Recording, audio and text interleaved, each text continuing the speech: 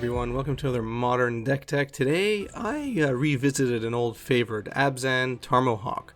So if you remember late last year, I deck teched 3 decks in a row, all called Tarmohawk, all in, slightly different color combinations. The core was always Tarmogoyf and Nighthawk Scavenger, and as well as Thieves Guild Enforcer. And I believe I played Sultai version, an Abzan version, and another version that's completely slipping my mind right now. I believe it was Jund. Anyway, I decided to revisit at least one of them right now. I had a couple of ideas for some upgrades, so I came up with Abzan Tarmohawk version 2.0. So that's what we're going to get into today, as well as 4 matches, as usual, anywhere between 3 and 5 matches for my deck techs. Before I get started, just wanted to do a quick 15-second plug on my Patreon. Check out the Patreon link in the description of this video. Check out the Patreon rewards program. Basically, you get rewarded for every month that you're a patron. You get those rewards sent to you at the end of every year. You get a rare mythic non-bulk for every month that you're a patron. So you get anywhere between $3 and $15 rare mythic per month. So you'll make your money back. Plus, anyway, all the information is on Patreon. Check that out. Okay, the core. So as I mentioned, the core have, at least in the Tarmohawk decks, have always been Thieves Guild Enforcer, Tarmogoyf, I was about to say Tarmogoyf, and Nighthawk Scavenger. I would say actually the true core is Tarmogoyf and Nighthawk Scavenger, but Thieves Guild Enforcer obviously, complements both quite well. So it's always been these 3, and these 3 haven't changed. I really like Thieves Guild Enforcer. It's a nice way to mill out your opponents, very slowly and subtly, but also powering up your Nighthawk Scavenger and your Tarmogoyf, of course. And it ends up becoming a 3/2 with Death Touch as well, once you mill enough, which is, important. And then, of course, you have Tarmogoyf, which has been, one of my long-time favorite creatures in Modern, or at least even in Magic. And Nighthawk Scavenger, when it was released in Zendikar Rising, this card was great. It was Tarmogoyf's cousin, essentially. Very cool effect. Flying, Death Touch, and Lifelink are all very relevant. It's just been a really fun card to play. Your opponents almost never see it coming. And yeah, it's just sometimes helps you win out the game, sometimes it helps you gain some extra life and win out the games. And I've just really enjoyed this core. So before my previous Abzan Tarmohawk deck, or at least in the first version, I was running Siege Rhino, I was running Voice of Resurgence, and those cards were really fun to play. I mean, actually arguably can still be played in this shell, but I decided to chuck them all out, and I decided to add a Stoneblade package to this deck just to make it a bit more interesting. I mean, we're also pretty close to near perfect removal in Modern now than we've ever had in Modern, and you'll see with some of the removal choices I made for this deck. So I thought, Stoneblade package would probably complement this deck really well, and I feel that it has. So of course we're playing for Stoneforge Mystic, and that's it for the creatures. So we're gonna get right into the removal. Now we have a lot of removal options here. I kind of wanted to play a bit of everything, which is usually not my favorite thing to do. I usually like to stick to maybe 2-3 removal and play 3 to 4 copies of each. Here I decided to go very wide in removal options. It served me well, but I feel like it's not perfectly refined in terms of the removal package. I think when I inevitably do revisit this deck next year, I'll probably try and shrink the removal package, hopefully having even better removal options next year. But anyway, here we got 2 Path to Exiles, 2 Fatal Pushes, 2 Dams. Yes, I'm giving a dam. We got 2 dams, 2 Prismatic Endings, which have been really great, by the way, Assassin's Trophy, and Vindicate.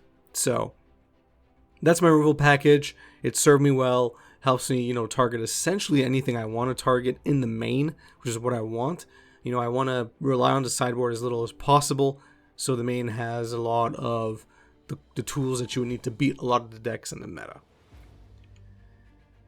The discard. So I'm only playing 3 Thoughtseize, and that's mostly because the removal package is relatively big. You can, let's say, cut some of that removal, play some Inquisition or Kozilek's, or put Inquisition in the sideboard. I stuck with 3 Thoughtseize in the main. I feel it's fine. I'm really happy with it. So I'm happy with 3 Thoughtseize. It's good enough. It's a nice catch-all for any deck you're worried about. The artifacts, of course, Maul the Skyclaves, has actually been... Oh, by the way, I mean, I should mention this, but you should know by now. This is the Stoneblade package, so these are all Stoneforge Mystic targets. Just want to make that clear. So Maul of the Skyclaves actually it has a really cool equipment. So when it enters the battlefield, it attaches immediately to a creature you control, which is very nice, by the way. I mean, worst case scenario, you could attach it to your Stoneforge if you have no better targets, but ideally not the case. You could also, equip creature gets +2/+2 and has flying and first strike, which is pretty brutal, by the way, if you attach it to, let's say, a Tarmogoyf. Or even attaching it to, let's say, a Batterskull. If you attach it to a Germ token, that's also kind of brutal, because it also has lifelink and vigilance, so it just kind of makes it ridiculous. And of course you could equip it for 2 white and 2 colorless, which, you know, if you really need to, you can. So this is actually a nice option depending on the situation that you're in. I really like the fact that it equips immediately, so you don't have to waste any mana to do the equipping. It's actually been a great card, very impressive. The other two are more you know, obvious choices. Batterskull being the most obvious. If you're playing a Stoneblade package, you're almost certainly going to be playing one Batterskull. I think it would be a mistake not to. Batterskull is just great. Cauldron Complete, though. Now, when this was printed, I was on my Twitter saying, hey, this is ridiculous. I can't believe Stoneforge decks are going to, use it now. They're going to have something that's also indestructible. At least Batterskull, you can get rid of it. And a lot of people, a lot of big Magic players are saying, no, why would they play this? But now if you look at every Stoneblade deck, they have one copy of Cauldron Complete. Because, of course, why wouldn't they? It's a 5/5 and has first strike, trample, indestructible, haste, and when this creature deals combat damage to a creature, exile that creature. So it deals damage to the creature, and it doesn't die. It just gets exiled. So that's brutal as well, by the way, for any deck that wants to bring back creatures from their graveyard. It's just ridiculous. It also gets around indestructible for creatures that that might be indestructible. It gets around a lot of things, so your opponents have to think twice about blocking it. It also has first strike. So even if they have a 5/5 blocker, it's gonna lose. I don't know why people didn't think this would be an auto include in Stoneforge decks. Anyway, it is here. When you need to do something really quickly, maybe close out the game immediately.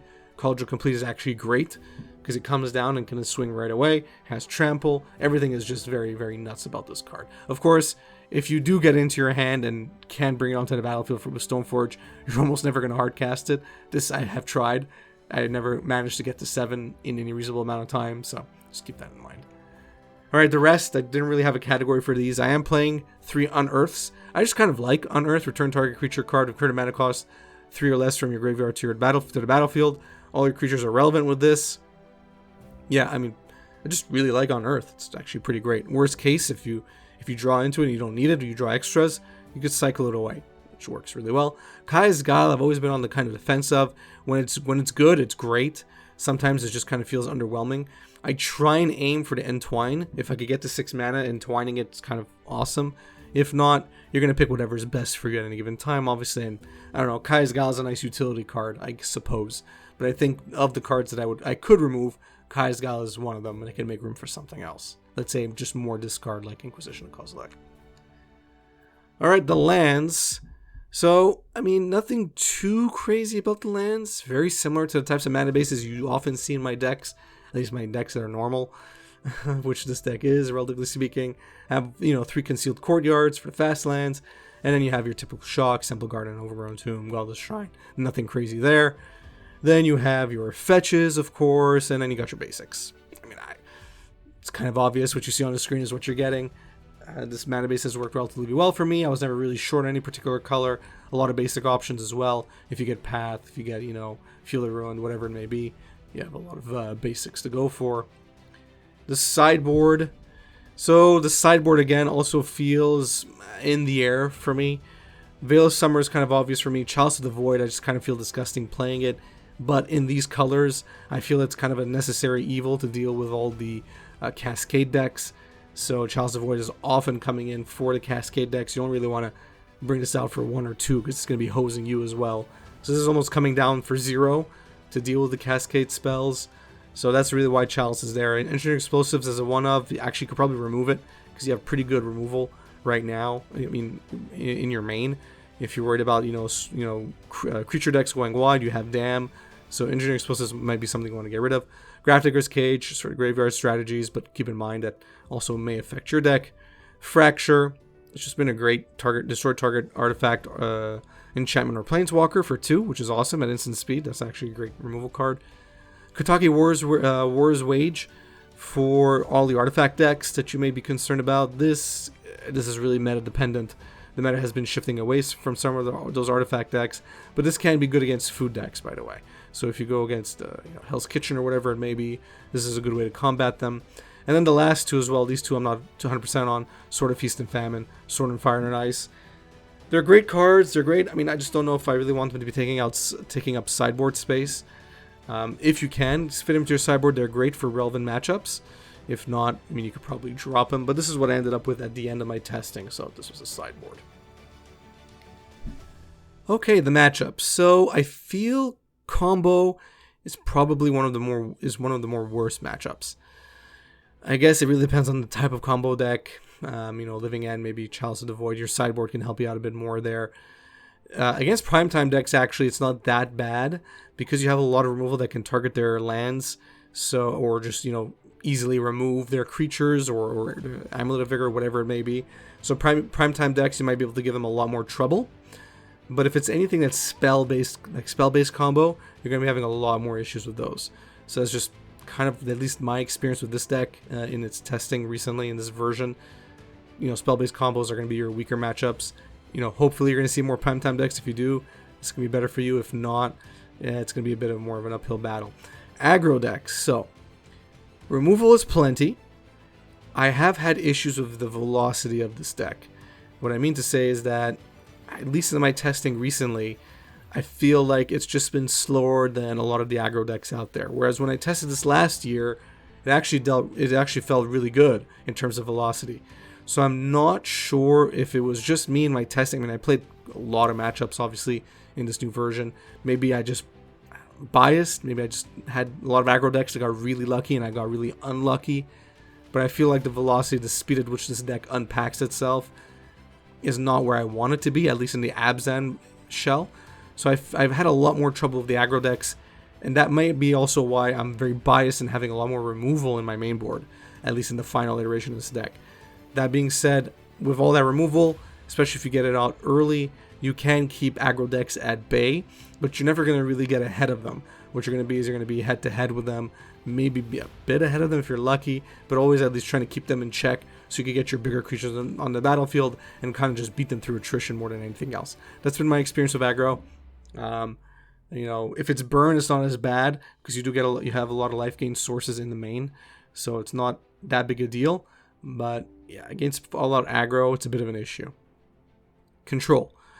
So control decks, again, this is another matchup where you're going to be having a little bit more trouble.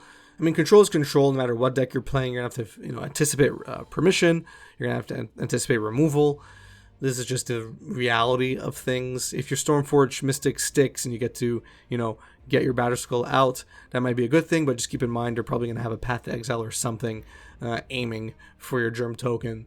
So just, keep that in mind. You're going to have to work around it. Veil of Summer will come in very handy from the sideboard here. Maybe some other sideboard spells that you can bring in, like Sword of Fire and Ice to give yourself some protection. But again, it's going to be a very slow, drawn-out games. But that's what you're going to be really getting anyway when you get a mid-range deck versus a control deck. They're very slow and drawn out. I wouldn't say it's your worst matchup. I wouldn't say I'd be unhappy to see a permission opponent. But again, just keep that in mind. You don't want to get too behind when you're playing against control decks.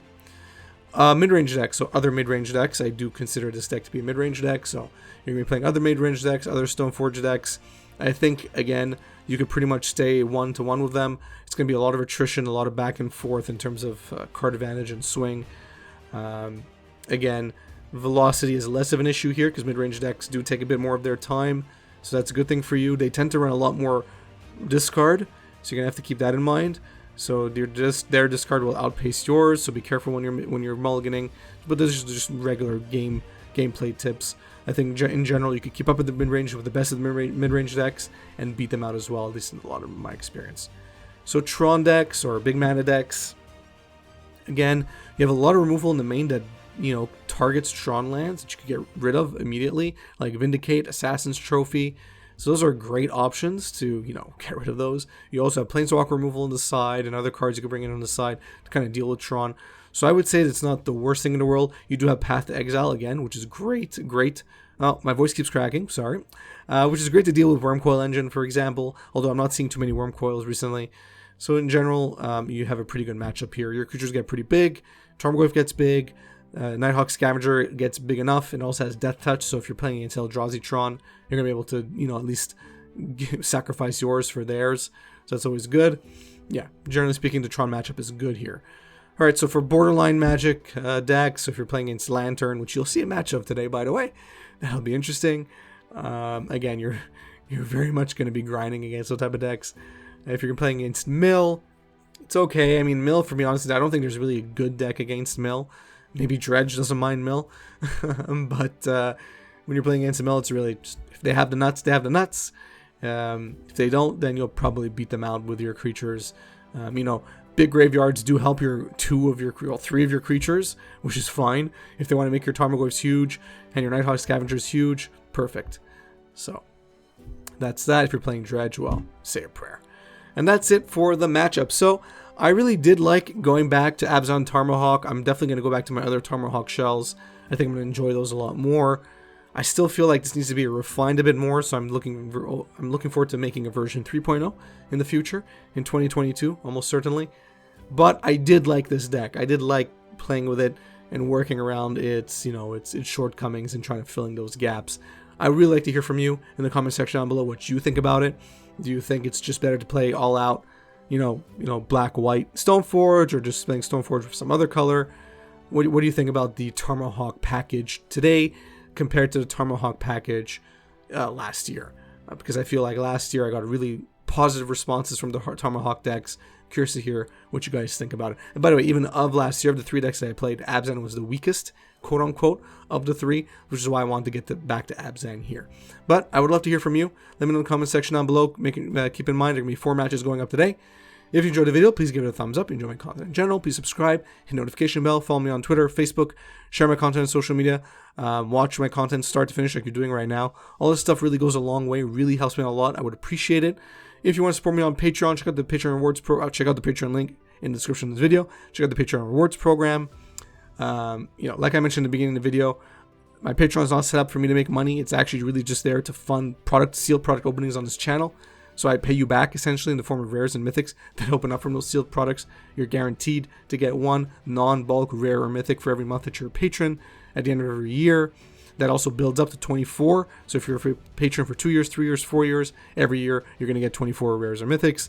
You're going to make your money back. Plus, that's not a joke. It's real. I do give giveaways. I've given away almost $9,000 in giveaways on this channel in almost 2 years. So it's not a joke. Check it out. Thanks and have a good one.